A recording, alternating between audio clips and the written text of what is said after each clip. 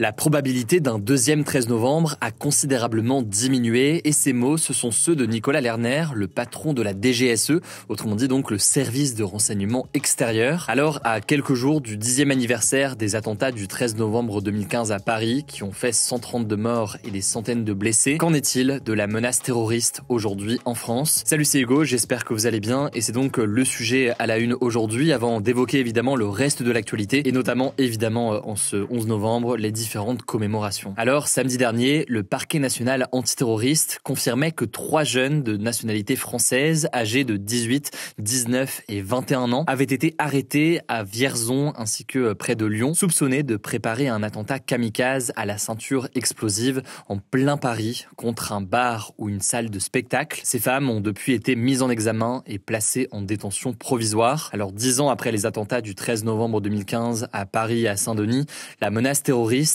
elle reste donc vive, selon la DGSI, donc le service de renseignement intérieur. Cette menace, elle n'a pas disparu, mais elle s'est transformée.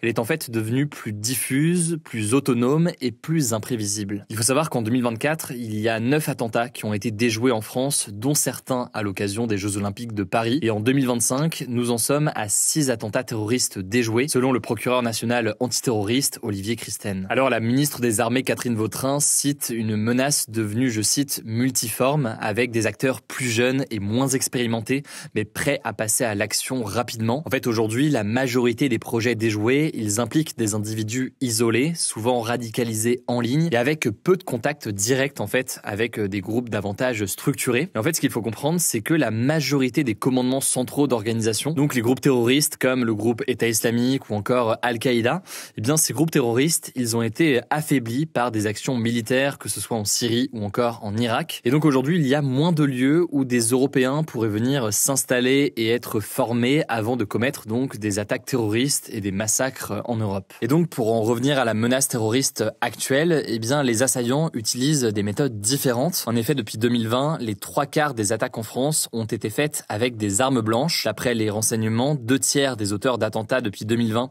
n'étaient pas connus des services spécialisés. Ces personnes agissent donc seules, choisissant leur cible sans recevoir d'ordre. Et la DGSI et la DGSE alertent aussi sur un rajeunissement notable des profils, certains mineurs étant désormais impliqués dans des directions opérationnelles. Par ailleurs, près de 70% des arrestations dans le cadre d'affaires terroristes concernent des jeunes de moins de 21 ans et les 2/3 des auteurs d'attentats commis depuis 2020 n'étaient pas fichés, autrement dit donc n'étaient pas suivis en quelque sorte par les services de renseignement. Et d'ailleurs, les tristes et tragiques attaques récentes en sont des exemples. Les assassinats de Samuel Paty et de Dominique Bernard en 2020 et 2023, les 2 enseignants ont été tués devant leur établissement scolaire par des jeunes qui avaient utilisé des armes blanches. Et l'enjeu à ce moment-là, c'est que ça complique ou rend plus difficile en quelque sorte le travail de surveillance et d'anticipation, puisque ces individus, ils n'ont pas de lien direct avec des groupes terroristes structurés. À noter aussi que selon les services de renseignement, le contexte international peut avoir un impact. En tout cas, c'est ce qu'estime Céline Berton, qui est la directrice de la DGSI,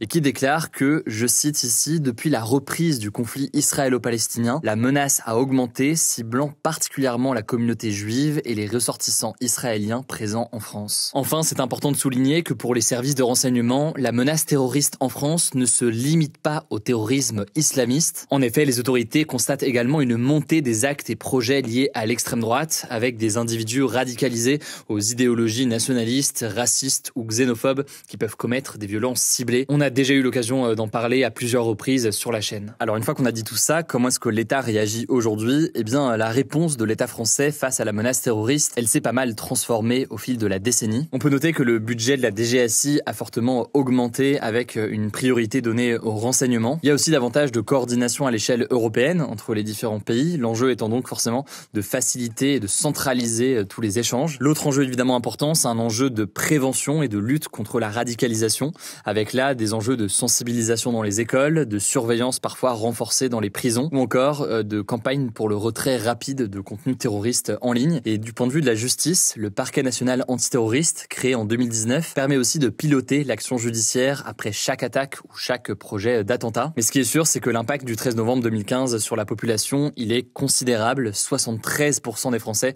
se disent encore angoissés par la menace terroriste 10 ans après, selon un sondage réalisé par l'Institut Ipsos pour la Tribune dimanche. En tout cas, ce qui est sûr, c'est qu'à l'approche des commémorations du 13 novembre, novembre cette semaine, la menace terroriste est élevée selon le ministre intérieur Laurent Nunez. Dans une note envoyée au préfet et aux forces de l'ordre vendredi dernier, il a appelé à une vigilance renforcée, notamment autour des salles de concert et des rassemblements festifs. À noter par ailleurs, puisqu'on le parle ici du 13 novembre, que l'ex-compagne de Salah Abdeslam, qui est le seul survivant du commando terroriste du 13 novembre, a été mise en examen avec 2 autres personnes ce lundi pour association de malfaiteurs terroristes criminels. Elles ont été placées en détention provisoire. En fait, les autorités ont découvert lors d'une perquisition chez elle des éléments évoquant sa radicalisation et des discussions autour de la préparation d'un acte violent. Cette ex-compagne de Salah Abdeslam, âgée de 27 ans, est aussi accusée d'avoir remis illégalement une clé USB à Salah Abdeslam en prison qui contenait de la propagande djihadiste. En tout cas, c'est évidemment un sujet très grave qu'on tenait à évoquer aujourd'hui, mais là on a évoqué évidemment la question de la menace terroriste. Ça nous semblait aussi important à l'approche des commémorations du 13 novembre de donner la parole à des victimes justement du 13 novembre. Certains ont perdu des proches, que ce soit lors de l'attaque au Bataclan ou encore dans les bars. D'autres se sont engagés, notamment dans les secours, et on leur a tous donné la parole dans le cadre d'une vidéo de près d'1 heure où justement ils nous racontent leur soirée du 13 novembre, mais ils nous racontent aussi l'après, un après qui est parfois négligé et peu connu. Je suis très fier du travail qui a été réalisé avec toute l'équipe sur ce projet-là. Merci aussi à toutes les personnes qui ont accepté de témoigner, et ça a donné donc une vidéo qui est disponible sur notre chaîne YouTube dédiée au grand format. Je vous mets le lien directement en description et on suivra évidemment ce jeudi cette journée d'hommage. Je vous laisse avec Blanche pour le reste de l'actualité importante du jour et je reviens juste après. Merci Hugo et bonjour à tous. On commence avec cette première actu. Ce mardi, c'était donc le 11 novembre et de nombreuses commémorations ont eu lieu partout en France. Comme tous les ans à l'occasion de l'anniversaire de l'armistice de 1918, Emmanuel Macron a présidé une série de cérémonies à Paris. Il s'agissait cette année du 107e anniversaire de l'armistice et le président de la République a notamment rendu hommage aux soldats alsaciens et mosellans incorporés de force dans l'armée allemande et tombés pendant la Seconde Guerre mondiale. On les appelle les malgré nous. Il est ensuite allé devant la statue de Georges Clemenceau aux Champs-Élysées pour y déposer une gerbe et observer une minute de silence. Il s'est ensuite rendu sous l'Arc de Triomphe devant le tombeau du soldat inconnu pour déposer une gerbe et raviver la flamme. Deuxième actu, toujours en France, l'ancien président de la République, Nicolas Sarkozy, s'est exprimé pour la première fois ce lundi soir depuis sa libération et son placement sous contrôle judiciaire. Au moment où je retrouve ma liberté et ma famille, je veux dire à toutes celles et ceux qui m'ont écrit, soutenu, défendu, combien je leur en suis reconnaissant, a-t-il notamment écrit sur X, se disant bouleversé par les témoignages qu'il a reçus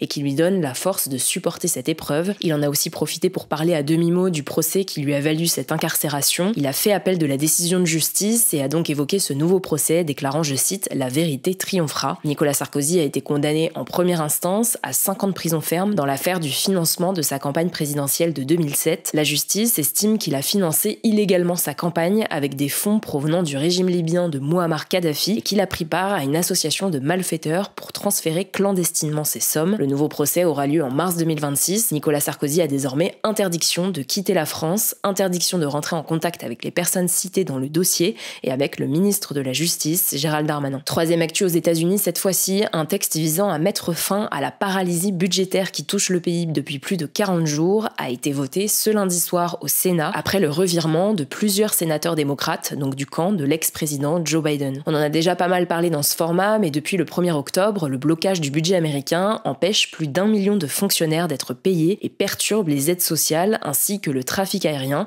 avec de nombreux vols annulés. Le désaccord entre républicains et démocrates concerne les dépenses de santé.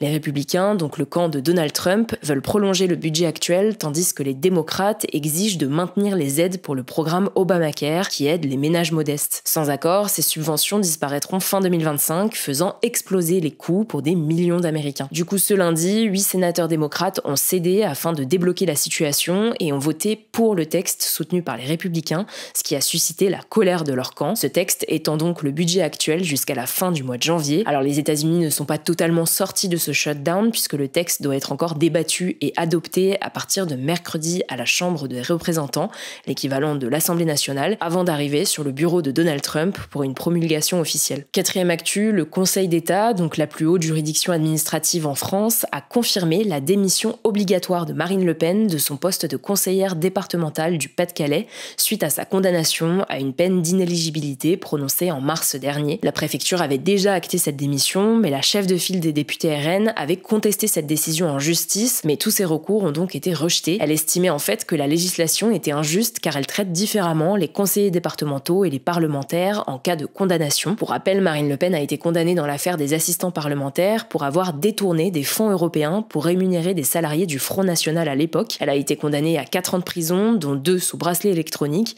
à une amende de 100 000 € et à une inéligibilité immédiate de 5 ans, ce qui remet en question sa participation à la présidentielle de 2027. Un procès en appel est prévu entre janvier et février prochain et la décision finale devrait tomber quelques mois après. Si sa condamnation est confirmée, Marine Le Pen ne pourra pas se présenter en 2027. Et on termine avec cette actu, la billetterie SNCF pour les vacances d'hiver ouvre ce mercredi 12 novembre. Alors ça concerne les trajets allant du 8 janvier au 29 mars 2026 selon SNCF Voyageurs. Certaines destinations sont même ouvertes jusqu'au 3 juillet 2026. Ça concerne notamment les TGV sur les axes Paris-Lyon, Paris-Marseille, Paris-Montpellier et Paris-Toulon. Même chose pour les Ouigo et les voyages vers la Suisse, l'Italie ou encore l'Espagne. Pour avoir des places et des prix intéressants, on vous conseille de vous connecter vers 6h du matin. En tout cas selon la plateforme Trainline qui vend des billets SNCF, s'y prendre tôt permet d'économiser en moyenne 30% par rapport à une réservation de dernière minute. Merci beaucoup Blanche pour ces actualités. Alors je le disais, pour écouter les témoignages de victimes du 13 novembre, on a publié un format long qui est disponible directement sur notre chaîne YouTube dédiée au grand format. Je vous le mets directement en description. Prenez soin de vous, prenez soin de nos proches et puis on se dit à demain pour une nouvelle vidéo.